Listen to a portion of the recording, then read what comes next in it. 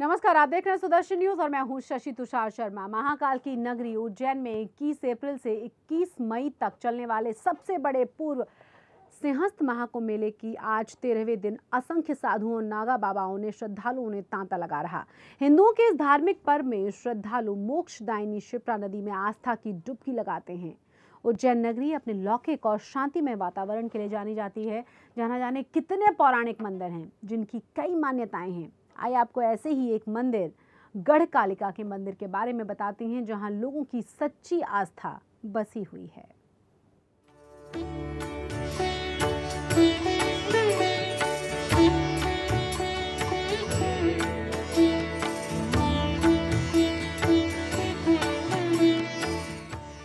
सभी सम्राटों की आराध्या देवी रही मां गढ़कालिका का यह मंदिर पुराने उज्जैन में आज भी शोभा बढ़ा रहा है।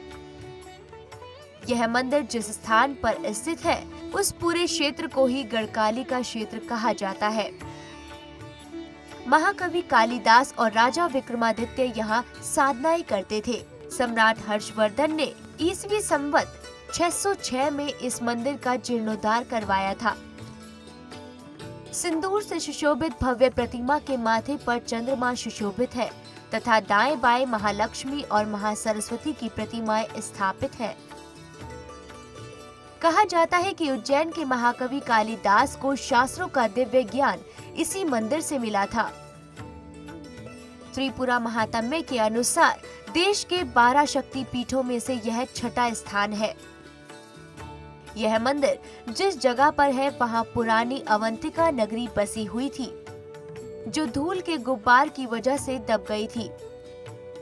गढ़ की देवी होने के कारण इनका नाम गढ़कालिका पड़ा। तंत्र मंत्र के लिए यह सिद्ध स्थान है। बताया जाता है कि नवरात्रि के दिनों में यहाँ तंत्र मंत्र और कई तरह की सिद्धियां की जाती हैं। इसके अलावा भी सामान्य दिनों में यहाँ इस प्रकार की क्रियाएं होती रहती है। यह तांत्रिक सिद्धि हेतु प्रमुख स्थान माना जाता है। क्या है मंदिर के अंदर? मंदिर के अंदर सिंदूर युक्त देवी की दिव्य प्रतिमा है। मस्तक पर चंद्रमा विराजमान है तथा दाएं बाएं सरस्वती व महालक्ष्मी की प्रतिमा शोभा बढ़ा रही है। देवी के सामने आंगन में सिंह की मूर्ति बनी है। सभा मंडप में अनेक देवी देवताओं के चित्र हैं, जो मंदिर के वैभव का बखान करते हैं। खुदाई में निकली थी सड़क टकसाल। उल्लेखनीय है कि पुरातत्व विभाग ने जब यहाँ की खुदाई करवाई थी, तब उसमें बड़ी ईंटें, मनके, टकसाल तथा सड़कें निकली थी। इससे यह अनुमान लगाया जा सकता है कि यह स्थान ईसा पूर्व 500 वर्ष पुराना है।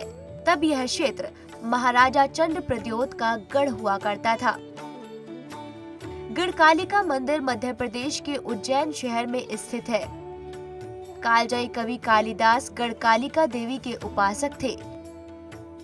कालिदास के संबंध में मान्यता है कि जब से वे इस मंदिर में पूजा अर्चना करने लगे, तभी से उन्हें प्रतिभाशाली व्यक्तित्व का निर्माण होने लगा। कालिदास रचित श्यामा दंडक महाकाली एक सुंदर रचना है।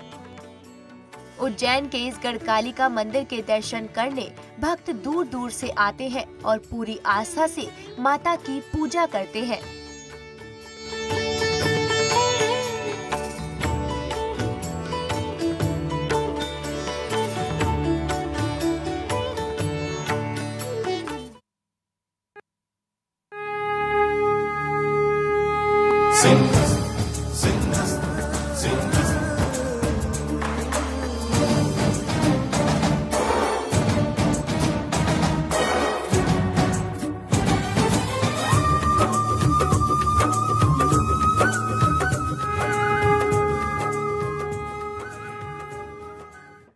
तो माता गढ़कालिका के मंदिर में लोग काफी दूर दूर से आते हैं और लोगों की आस्था ये है कि यहाँ आने से उनके दुख दर्द दूर हो जाते हैं।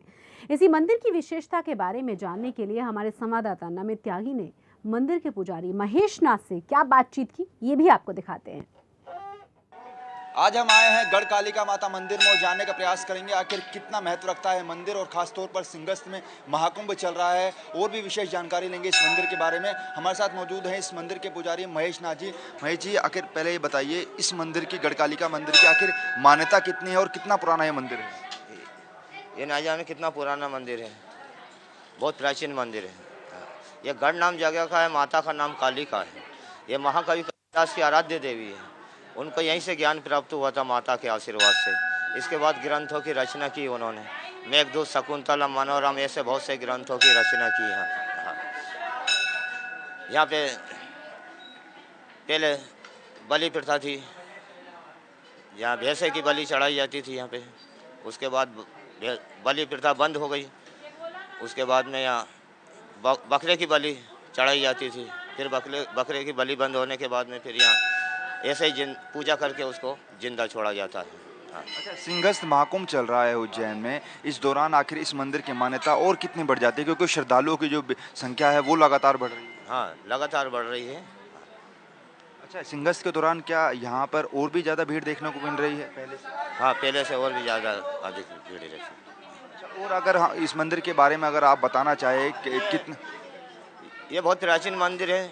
इस मंदिर का जीर्णोद्धार 7वीं शताब्दी में सम्राट हर्षवर्धन ने इसका जीर्णोद्धार करवाया था।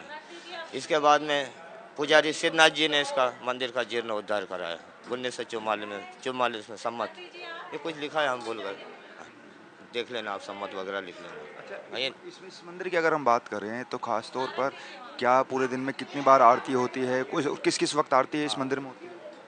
यहाँ बार त्यौहार, अमास, पूर्णिमा, अष्टमी 12 बजे, रविवार, शुक्रवार 12 बजे होती है, और बाकी दिन सुबह 10 बजे आरती है, और शाम को सूर्यास्त के समय आरती होती है। जैसे सूर्यास्त होता है उस समय आरती शुरू होती है, उसका समय नहीं है। अच्छा, इस मंदिर की अगर बात करें तो दूसरा शाही स्नान आने वाला है। दूसरे शाही स्नान से पहले आप यहाँ पर मंदिरों के अंदर भीड़ कितनी देख रहे हैं और दूसरे शाही स्नान को किस तरह से देखते हैं? क्योंकि अभी तो कोई भीड़ भाड़ नहीं है यहाँ। हाँ, पहले स्नान में भी कोई भीड़ भाड़ नहीं, जैसे ये आज ही 2-4 दिन में भीड़ भाड़ दिखी हमको, बाकी भीड़ भाड़ नहीं। जैसे 8 दिन रहती है ऐसी भीड़ भाड़ रही है। हाँ, अभी 2-4 दिन से भीड़ भाड़ बढ़ी है अभी कुछ। ये पंचकोशी के कारण ये भीड़ भाड़। अच्छा, पहला शाही स्नान जब हुआ था तो यहाँ पर श्रद्धालु जो थे वो काफ़ी संख्या में आए होंगे जब पहला नहीं आए, काफ़ी संख्या में नहीं आए, उनको रोक दिया गया। हाँ, लेकिन प्रशासन की जो व्यवस्था थी वो पहले शाही स्नान में थोड़ी लचर नज़र जरूर आई थी, लेकिन प्रशासन का साफ तौर पर मानना है दूसरा शाही स्नान जो होगा उसमें व्यवस्था पूरी तरीके से ठीक कर दी गई। तो क्या उम्मीद लगा रहे हैं कि दूसरे शाही स्नान में लोगों की संख्या और भी बढ़ेगी, संख्या बढ़ेगी, व्यवस्था करना पड़ेगी। हाँ, व्यवस्था ये बढ़ने का है, जनता बढ़ेगी। अच्छा, गढ़कालिका मंदिर की अगर हम बात करें तो कितने सालों पुराना ये मंदिर है? क्योंकि अगर मंदिर की मान्यता की बात करें तो आप जिस तरह से पुराने हैं, 2000 वर्ष पूर्व अवंती का क्षेत्र था। हाँ, 2000 वर्ष पूर्व अवंती का नगर था। ये अवंती का महारानी भी बोलते हैं इसको। हाँ, उसके बाद में फिर उज्जैन की बसीगत हुई है। तो बिल्कुल इस तरीके से गढ़कालिका मंदिर में हम आज आए हैं और यहाँ पे जो पुजारी हैं महेश नाथ जी, उनसे जानने का प्रयास किया कितना पुराना ये मंदिर है। और जिस तरीके से आपको एक नज़ारा श्रद्धालुओं को भी दिखाना चाहूँगा, जो यहाँ पर श्रद्धालु हैं वो सुबह का वक्त है और लगातार इस मंदिर के अंदर श्रद्धालुओं की जो संख्या है वो लगातार बढ़ती जा रही है। क्योंकि दूसरे शाही स्नान से पहले तमाम जो साधु संत महात्मा लोग हैं, पुजारी लोग हैं, वो यही उम्मीद लगा रहे हैं कि पहले शाही स्नान के बाद से दूसरे शाही स्नान में संख्या जो है श्रद्धालुओं की वो अधिक से अधिक नजर आएगी। कैमरा पर्सन चंदन के साथ नमित त्यागी, सुदर्शन न्यूज, सिंहस्थ महाकुंभ, उज्जैन।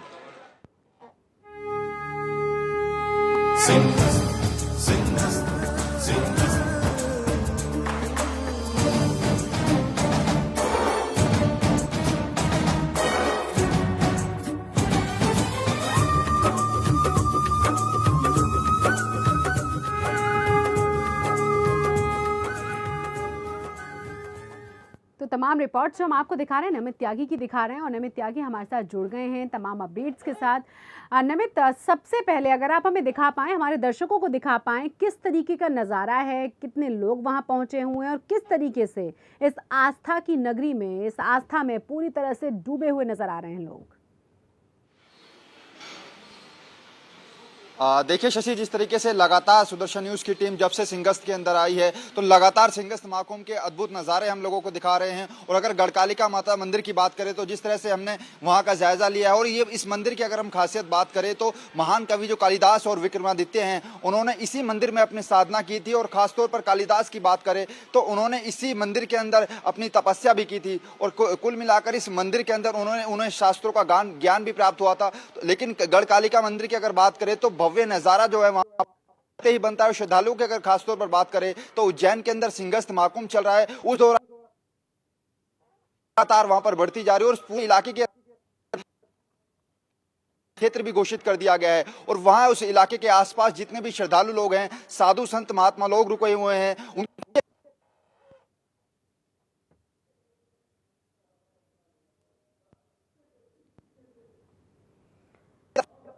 कि पुराने ये जो मंदिर है वो 600 ईसा पुराना ये मंदिर है। और इस मंदिर की जो मान्यता है वो जब भी यहाँ पर सिंहस्थ महाकुंभ लगता है उस दौरान कुछ ज़्यादा ही बढ़ जाती है। और जिस तरह से पहला शाही स्नान हो चुका है, दूसरा शाही स्नान 9 मई को है, उस दौरान जो श्रद्धालुओं की भीड़ है वो लगातार यहाँ पर बढ़ती जा रही है। क्योंकि महाकाल की नगरी उज्जैन की हम बात करें तो इसको मंदिरों का गढ़ भी कहा जाता है। और मंदिरों के गढ़ के अंदर हम जिस तरह से इससे पहले हम तमाम मंदिर दिखा चुके हैं, महाकालेश्वर मंदिर की बात करें, हरसिद्धि मंदिर की बात करें और गढ़कालिका मंदिर के अंदर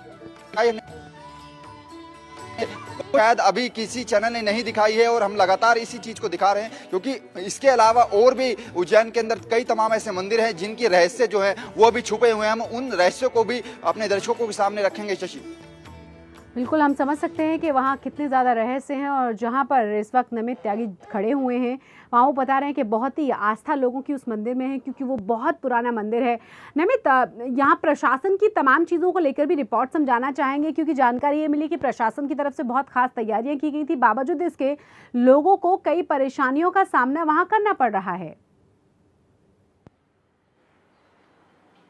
देखिए शशि, अगर प्रशासन की व्यवस्था की बात करें तो जब पहला शाही स्नान हुआ था तो उससे पहले भी कई सवाल खड़े हो रहे थे कि आखिर जो आसपास बैरिकेडिंग लगाए गए हैं, क्योंकि उज्जैन के अगर हम खासतौर पर लोकल निवासी की बात करें तो लोकल लोगों की खासतौर पर प्रशासन से यही शिकायत थी क्योंकि लोकल लोगों को नजरबंद कर दिया गया था। एक तरीके से जगह जगह लंबे लंबे बैरिकेड लगा दिए गए थे। और एमपी सरकार की जो राज्य सरकार की पुलिस है वो लगातार इस तरीके से बिहेव कर रही थी लोकल निवासियों से, क्योंकि इससे पहले अगर हम बात करें तो जब सिंहस्थ महाकुंभ शुरू नहीं हुआ था तो काफी चुनौतियां थी एमपी सरकार के सामने भी, क्योंकि इससे पहले अगर हम बात करें तो लगातार चुनौतियों का सामना उन्हें करना पड़ रहा था। लेकिन फिलहाल जब पहला शाही स्नान हुआ था उसके बाद सुरक्षा व्यवस्था पर कई सवाल खड़े किए गए।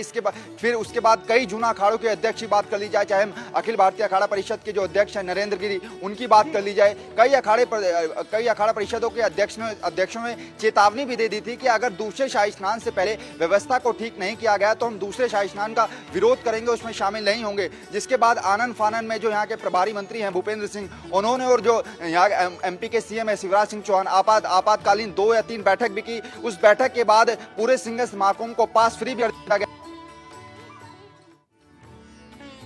बिल्कुल समझ सकते हैं हम किस तरीके से जो हमारे दर्शक वहाँ के तमाम लोग बता रहे हैं कि दिक्कतें थी, लेकिन अमित ने बताया कि तमाम दिक्कतों के बावजूद भी वहाँ प्रशासन की तरफ से और शिकायतों के बावजूद कोशिश की गई है कि किसी तरह से इन तमाम समस्याओं से निपटा जाए। हालांकि पहले से दावा ये किया जा रहा था कि इन तमाम समस्याओं से निपटते हुए, उन तमाम चीज़ों को देखते हुए, उसे मद्देनज़र रखते हुए वहाँ की तैयारियाँ की गई हैं। तो आस्था की सुगंध से महकती, भक्ति के फल से खिलती उज्जैन नगरी, जहाँ न जाने कितनी गाथाएँ छुपी हुई हैं, कितने ही साधु संतों ने यहाँ घोर तपस्याएं करके सिद्धियां प्राप्त की हैं। उज्जैन में ऐसी ही एक रहस्यमयी गुफा है जिसे राजा भगीरथी के नाम से जानते हैं। आइए आपको दिखाते हैं राजा भरथरी के नाम से किस तरीके से वहाँ संत बने वो और क्या कथा है इससे जुड़ी हुई। भरथरी जी महाराज की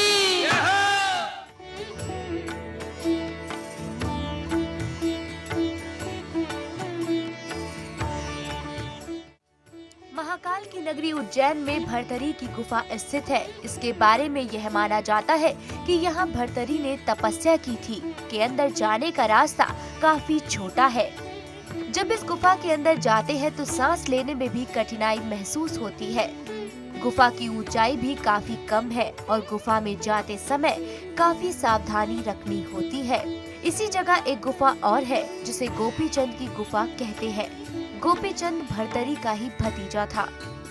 क्यों बने महाराजा भरथरी संत? उज्जैन के महाराजा भर्तरी के संत बनने के पीछे कई तरह की कहानियाँ प्रसिद्ध है। कहते हैं अपनी सबसे प्रिय रानी पिंगला की बेवफाई से आहत होकर उन्होंने अपना राजपाट अपने छोटे भाई विक्रमादित्य को दे दिया और खुद गुरु गोरखनाथ के शिष्य बनकर संन्यास ले लिया। क्यों बने महाराजा भर्तरी संत? वहीं कुछ लोगों का कहना है कि राजा भर्तरी की मृत्यु की झूठी खबर सुनकर रानी पिंगला सती हो गई थी। अपनी पत्नी के चले जाने के बाद राजा भर्तरी गुरु गोरखनाथ की शरण में जा पहुँचे और राजपाट त्याग कर संत बन गए। राजा भर्तरी से जुड़ी कहानियां तो बहुत है, लेकिन एक बात हर जगह मानी जाती है कि कल्प वृक्ष के मिले फल को खाने के कारण वह अमर है और खुद से जुड़े स्थानों पर अलग अलग रूप में अक्सर आया करते हैं।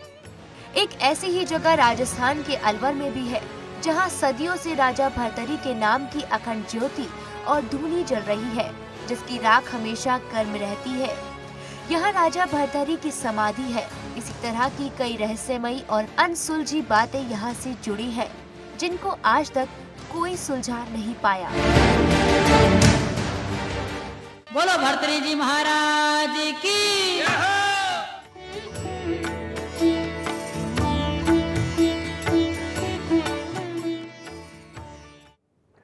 तो राजा भर्तरी ने इसी गुफा में तप किया था, जहां लोग इस छोटी सी गुफा के अंदर दर्शन करने के लिए पहुंचते हैं। आइए आपको इस पूरी गुफा में लिए चलते हैं और यहां से जुड़ी हुई मान्यताओं के बारे में भी आपको बताते हैं।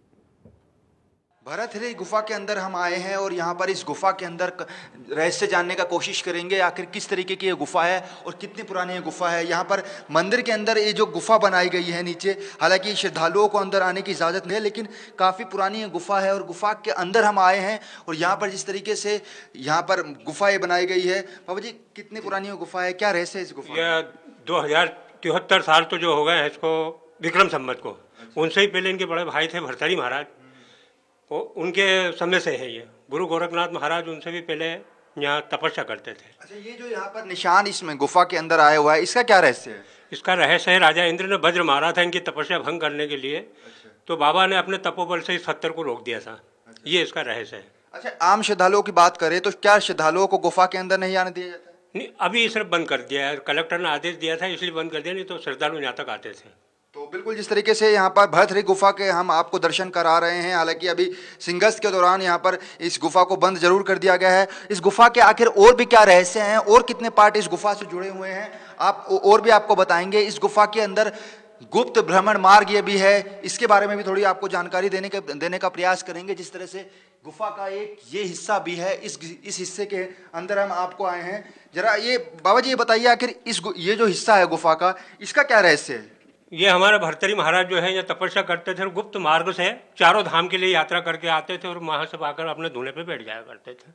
यहाँ के दर्शन मात्र से ही चारों धाम के पुण्य प्राप्त होते हैं। अच्छा, तो यहाँ पर अगर कोई श्रद्धालु दर्शन कर लेता है तो चारों धाम के दर्शन जो है उसको प्राप्त हो जाते हैं, ये इस गुफा की मान्यता है। तो इस गुफा का एक हिस्सा ये भी है जो हम आपको दिखा रहे हैं, अपने दर्शकों को दिखा रहे हैं। गुफा के अंदर सुदर्शन न्यूज़ की टीम आई है और लगातार इस पूरी गुफा का जायजा ले रही है आखिर इस गुफा की मान्यता कितनी है और कितनी पुरानी ये गुफा है। तो गुफा के अंदर हम जरूर आए हैं और गुफा के 2 हिस्से हम आपको दिखा चुके हैं और तीसरे हिस्से पर भी आपको ले जाना चाहेंगे। इस गुफा का तीसरा हिस्सा भी है ये, और यहाँ पर ये गुफा के तीसरे हिस्से के अंदर हम आए हैं। काफ़ी पुरानी ये गुफा है, इस गुफा की मान्यता भी काफ़ी ज़्यादा है। बाबा जी ये जो गुफा का हिस्सा है इस विषय पर थोड़ा बताना चाहेंगे? यहाँ पर राजा भर्तरी को भगवान विष्णु ने दर्शन दिए थे अपने गुरु महाराज के उपदेश से। तो उन्होंने फिर यहाँ दोहा लिखा था, पहले अब तो बिगड़ गया वो। उन्हें गुरु गोविंद दोनों ठाड़े काके लागू पाऊँ, बलिहारी गुरु आपकी जो गोविंद दिए बताए। ये यहाँ पे उन्होंने भगवान विष्णु ने उनको दर्शन दिए थे। तो बिल्कुल गुफा का ये तीसरा हिस्सा है। हम गुफा के अंदर आए हैं और तीसरे हिस्से को भी हम आपको दिखा रहे हैं। हमारे दर्शक जो इस सुदर्शन न्यूज़ पर इस प्रोग्राम को देख रहे हैं देख सकते हैं गुफा के अंदर हम आए हैं और गुफा के सारे हिस्से हम आपको दिखा रहे हैं। तो जिस तरह से इस गुफा के अंदर के सारे हिस्से हमने आपको दिखाए और ये जो मेन हिस्सा था एक बार आपको फिर से दिखाना चाहूँगा। ये जो मेन हिस्सा था इसके अंदर हमने आने का प्रयास किया और आए और यहाँ पर इस गुफा का रहस्य भी जाना, आखिर इस गुफा का रहस्य क्या है। और जिस तरह से ये जो गुफा गुफा है, काफ़ी चर्चित उज्जैन के अंदर ये गुफा है और यहाँ पर अब जो भीड़ की संख्या है वो लगातार बढ़ती जा रही है। हालांकि उज्जैन में सिंहस्थ महाकुंभ लग रहा है, उस दौरान इस गुफा के अंदर श्रद्धालुओं को नहीं आने दिया जा रहा है, लेकिन उसके बावजूद भी ऊपर गुफा के ऊपर का जो द्वार है उसको देखने के लिए जो है वो लगातार यहाँ पर जो श्रद्धालुओं की भीड़ है वो लगातार बढ़ती जा रही है। कैमरा पर्सन चंदन के साथ नमित त्यागी, सुदर्शन न्यूज, सिंहस्थ महाकुंभ उज्जैन। तो राजा भर्तरी की गुफा कितनी पुरानी है और इसके पीछे क्या रहस्य छुपा हुआ है जो लोगों की मान्यता से जुड़ी हुई है। आज भी भक्त आस्था के साथ यहाँ इस गुफा के दर्शन करने के लिए पहुंचते हैं। इन तमाम सवालों के जवाब हमारे संवाददाता नमित त्यागी ने योगी महेशनाथ महाराज से बातचीत करके लिए, ये भी आप देखिए। योगी महेशनाथ जी और भर्तहरि गुफा के बारे में थोड़ी इनसे जानकारी लेंगे। कितनी पुरानी ये गुफा है और क्या कुछ इसका रहस्य और कितनी मान्यता भर्तहरि गुफा की है। महाराज जी, सबसे पहले बताइए आखिर कितनी मान्यता है इस भर्तहरि गुफा की। ये 2000 साल से भी पुरानी है और यहाँ भर्तहरि जो थे वो इस उज्जैन नगरी के, इस अवंतिकापुरी के राजा थे और किसी विराग कारणवश उन्होंने सब राजपाट त्याग करके अपने छोटे भाई विक्रमादित्य को दे करके खुद संन्यास ले लिया और गोरखनाथ जी के शिष्य बन गए।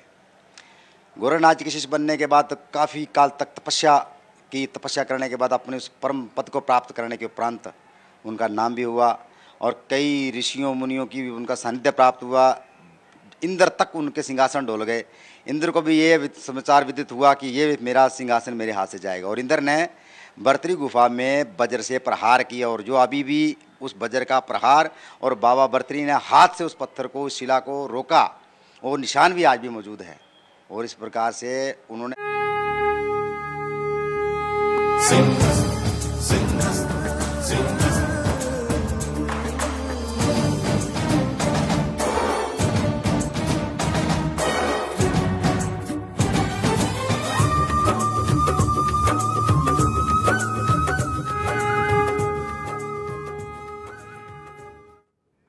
तो चलिए, हमने तमाम जानकारी आप तक पहुंचाई। सिंहस्थ से जुड़ी हुई हजारों की संख्या में नहीं, वहाँ लाखों की संख्या में साधु संत पहुंच रहे हैं और वहाँ इस कुंभ में शामिल होकर अपने आप को और इस देश को गौरवान्वित कर रहे हैं।